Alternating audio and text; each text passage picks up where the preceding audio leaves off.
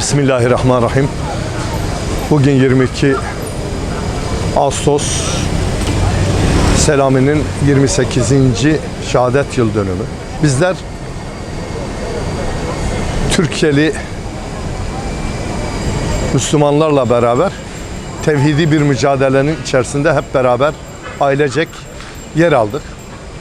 Tabi bunların içinde daha aktif, daha kanı kaynayan Selami'ydi. Ve biz onunla beraber ailecek ders halkalarının içerisinde bulunduk. Ve yıllarca böyle devam etti. Fatih'te, Aksaray'da. Mekanımızda Kadırga'ydı. Ve Selami daha önce Afganistan'a gitmek istiyordu. Rabbim ona o nasip etmedi. Ama Afganistan için gerçekten çırpınanlardandı. Ailelerden yüzük aldığına, yüzüklerini bile verdiklerine şahit olmuşumdur Selami'ye. Afganistan cihadına götürülmesi için 80'li yıllardan bahsediyorum. Ve Selami o zaman 17-18 yaşında bir genç. Ama güzel bir genç, aktif bir genç, dertli bir genç. Ve böylelikle sene 92 oldu. Bir gün biz kendisiyle Şeyh Seyd'in anma programındaydık. Ceziri Kasım Camisi'nde. Sene-i devriyesiydi. Sene 92. Ve Bosna'da da yavaş yavaş savaş başlamıştı. Feryatlar yükselmeye, duyulmaya da başlamıştı. Selami dedi ki bizim gitmemiz lazım. Bir şeyler yapmamız lazım. Yani biz bir mücadelenin içerisinde yer almamız lazım. Ve orada o gün karar verdiğine şahit oldum. 5 arkadaşıyla beraber plan yaptılar. Ve yola çıktılar. Giderken de kendisi ticaret ehli bir insandı, sahibiydi. İş yeri vardı. İthalat ve ihracat işi de yapıyordu. O zaman Macaristan'dan yün ithal ediyordu Türkiye. Ve giderken de babamadan helallaşırken ben ticaret yapmak için Balkanlara diyerek ayrılmıştı. Hiç unutmuyoruz. Ve kendileri gitti. Önce Macaristan yolundan girmeye çalıştılar Bosna'ya. Nasip olmadı. Sonra Makedonya üzerinden 15 günde ancak varmışlardı Bosna Hersey'in Travnik cephesine.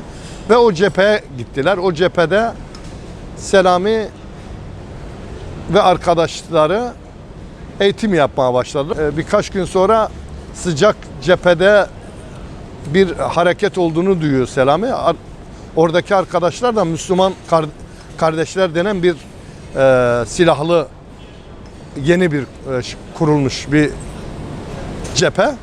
Selami'ye diyorlar ki sen yenisin, biraz şeyde dur, nöbet tut karargahta. Hayır diyor, biz buraya şehit olmaya geldik, ben hazırım, eğitimliyim ve bakıyorlar ki gerçekten eğitimli arkadaşlar ve cepheye gidiyorlar. Selami ilk cepheye gittiğinde ilk gün zaten tek kurşunla Allahu Ekber diyerek şehadet şerbeti içiyor. Ve Selami orada 5 arkadaştan tek vesiyetini yapan bir insan. İşte diyor ki beni bu Osmanlı'dan kalma bir cami var, oraya gömün.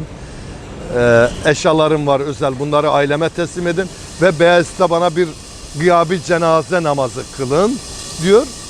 Ve bu vasiyeti yerine geliyor elhamdülillah. Beyazıt'ta bir gıyabi cenaze namazı olmuştu. O namazda benim babamın bir konuşması vardı. O konuşması tüm Türkiye'li Müslümanları çok etkili bir tesir olmuştu. Şöyle bir sözü vardı. Benim 5 oğlum daha var.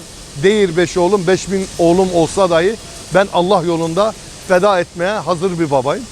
Selami buradan giderken o insanların Boşnak olduğundan dolayı değil, farklı kimliklerinden dolayı değil, mazlum ve Müslüman olduklarından dolayı gitmişlerdi. Ve biz bunu devamlı dile getirdik. İşte biz Türkiye'li bir Müslüman ailenin çocuğu olduğumuzu, yani Selami'nin Türklük veya Kürtlük adına değil, ümmet adına özellikle orada olduğunu devamlı belirtiyoruz ve belirteceğiz de. Selami benim komşumdu. Dairelerimiz karşı karşıyaydı. Biz Selami'nin dairesini şehadetinden sonra açtığımızda, gerçi odasını biliyordum. Girdiğimizde bir şehitler albümü vardı.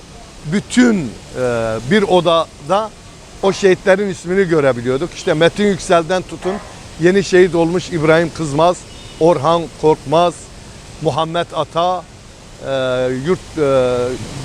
dünyanın değişik coğrafyalarından Seyit Kutup'dan tutun, Hasan el-Benna'dan tutun, Halit el-İstanbullilere ve nicelerine kadar o şehitlerin bütün resimleri odasında asılıydı.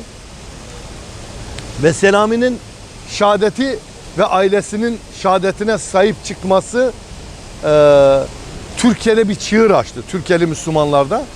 Selami bir semboldü. Şehitlerin bereketinin, kanının bereketinin ailesinde sahip çıkmasıyla Türkiye'den yüzlerce insan oraya gitti elhamdülillah, Bosna Hersek'e.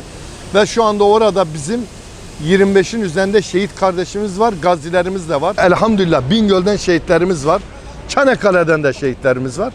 Bu ümmetin birliğini, beraberliğini göstergesidir. Bu bizim için çok anlamlıdır.